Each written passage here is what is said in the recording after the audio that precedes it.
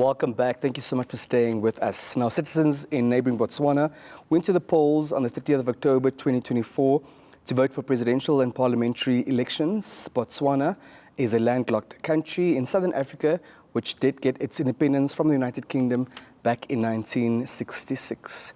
Voters in Botswana have rejected the country's long-serving governing party in a result that marks a political earthquake in the diamond-rich southern African nation.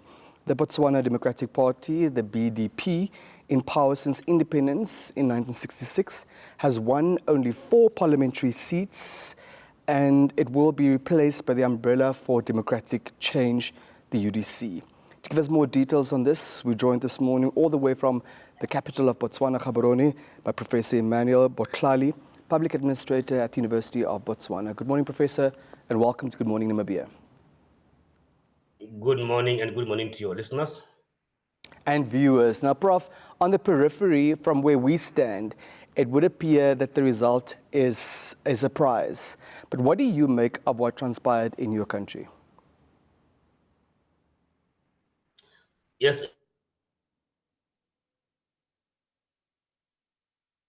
I would agree with you that it's a surprise in the sense that nobody was expecting this. Even myself, pre-election, I did my own predictions, but I did not necessarily imagine that we will see what we ultimately saw after the last count has been done in terms of the votes cast. How are we to make sense of it when even a seasoned analyst such as yourself, in your pre-election analysis, you were not able to determine that this could be the outcome? What do you attribute this surprise result to ultimately?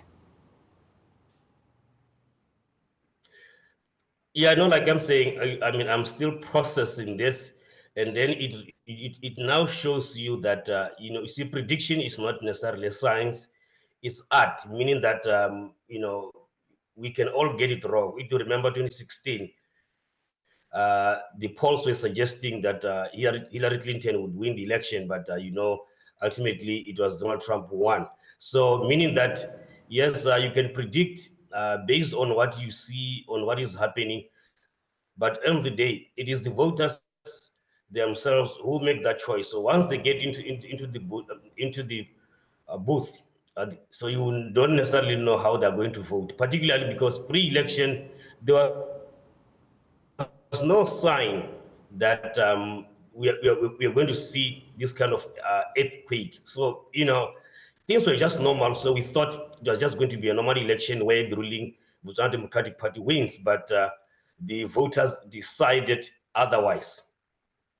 Speaking of that democratic choice exercised by the voters, it might be early days, but what do you make of the quality of the decision?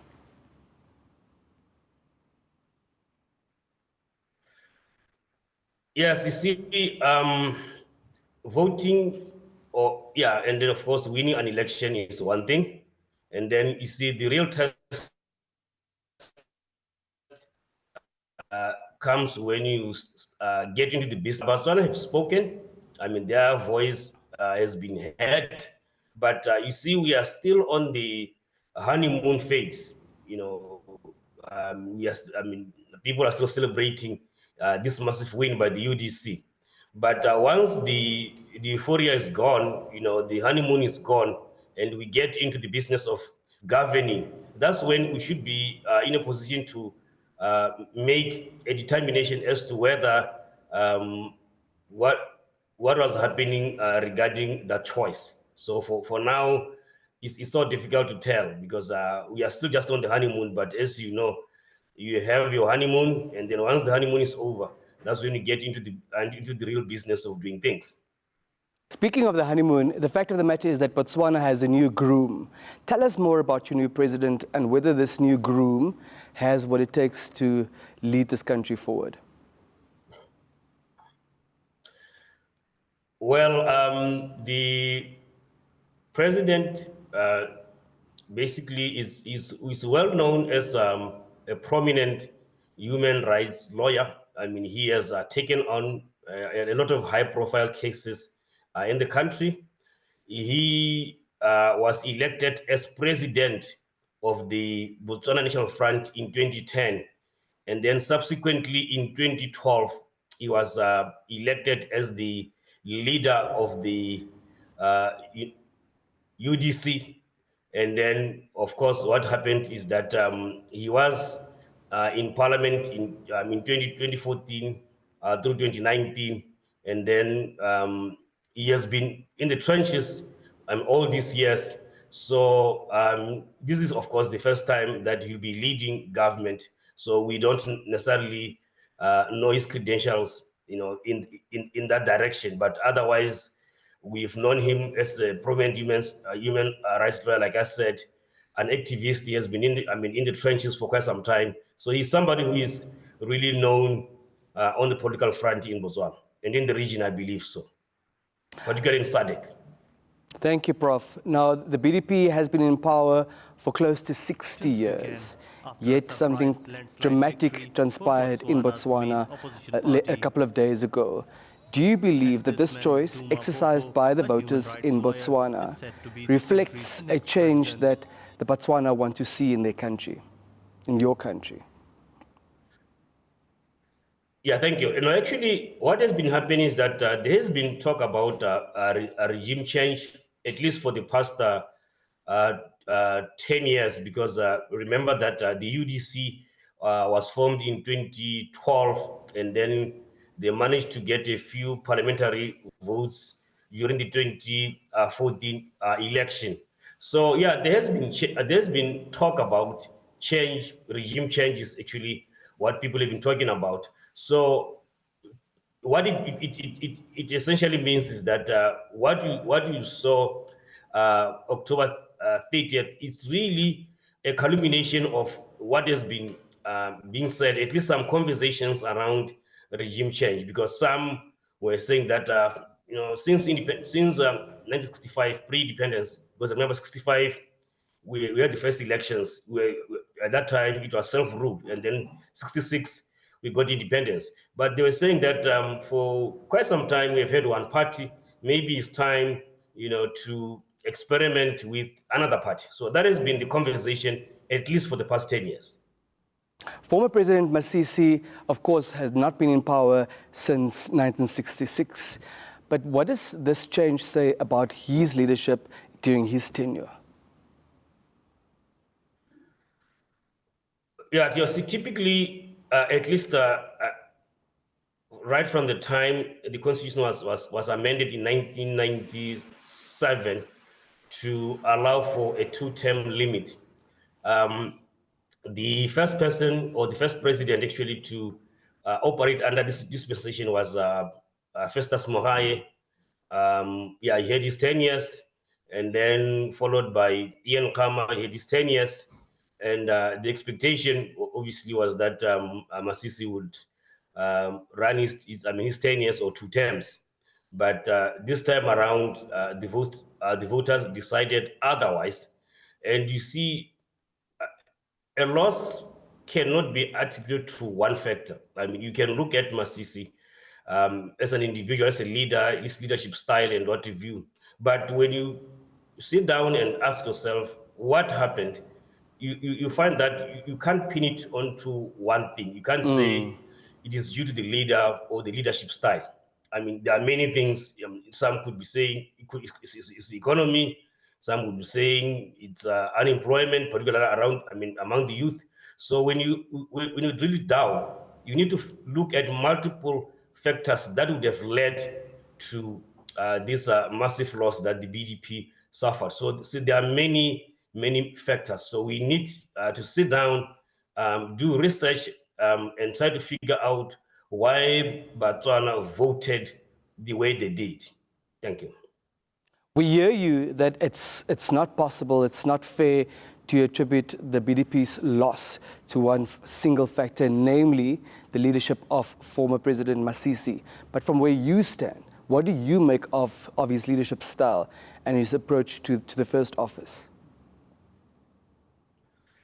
Personally, because you see, you're a leader, but you work within a certain framework, meaning that there will be guardrails in terms of what you do. I mean, of course, there is the constitution of the country, and you remember when you are sworn in, you swear to defend the constitution. So basically, from where I'm sitting, I don't really have any serious governance issues on his part, because largely he played by the script. So I wouldn't necessarily say that there are any governance red flags that I would say I would attribute to him during his 5 years in the office of the presidency. You're raising an interesting point, namely that according to you, President Masisi played by the script. Was the script thus flawed? Can you come again? You're raising a very interesting point, Professor, namely that former President Masisi played by the script and that you're unable to raise any governance flags during his tenure. Would you thus say that the script must have been flawed to have resulted in this outcome? Oh, yeah, thank you. Yeah, no, I wouldn't necessarily say so, because you can talk about the script being basically, I mean, amongst other things, the constitution in terms of what we expect of the president and the presidency. But at the same time, when you really try to drill down these laws and try to figure out what happened, it will take more than just looking at the script to say that, does it mean that the script was wrong or flawed? I mean, does it mean that people are not happy with the script? See, there are a lot of questions we need to ask. So it's like an onion. So we are going to peel a lot of layers until we come to the core to find out what really happened. Because like I said, nobody was expecting this. It's not even a surprise to me, it's a shock. What do you believe should top the agenda of the UDC now that they have come into power? Yeah, thank you. Like I said, we had elections. We have passed that stage. The honeymoon certainly must come to an end so that they can begin the process of governing. At least I'm happy that there was a quick and smooth transfer of power. There were no issues around that. And then obviously the key issue really is the economy. I mean, the last 3 quarters, we are now into the fourth quarter of Q4. We have had serious growth challenges. The economy has grown by negative terms. What it means is that the economy becomes really key, because I want to believe that one of the reasons why we saw this outcome is really has to do with the economy, particularly unemployment on the part of the youth. So what they really need to do is to give the country or Botswana a roadmap that says that these are some of the things that we need to deal with on the economic front, because there are many things that they can fix, but to me, the most critical one is the economy. We need a roadmap. We need a blueprint to say that diamonds are not selling. The economy is not growing. We see massive unemployment.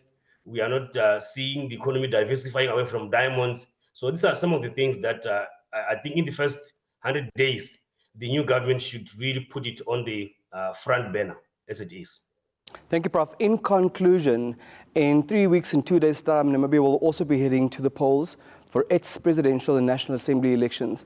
What do you believe is the main lesson that Namibia could draw from neighboring Botswana, and perhaps that neighboring Botswana had not drawn from neighboring South Africa? Yeah, it's a very interesting one. I'm not so sure whether the Botswana experience speaks any volumes, but I think what is really critical is to say that as a government, don't lose people. Be in sync with what people are saying or thinking on the ground. So you really need to read the script well so that you understand exactly what are the issues that concern me as an individual. What are the issues that keep me, awake at night? So it's like that you need to be aligned, to the people, to the citizen, as the ruling government party. Prof, thank you so much for your time, and thank you for sharing your expertise this morning. Good luck to you and your fellow Botswana. Thank you for having me. Bye-bye.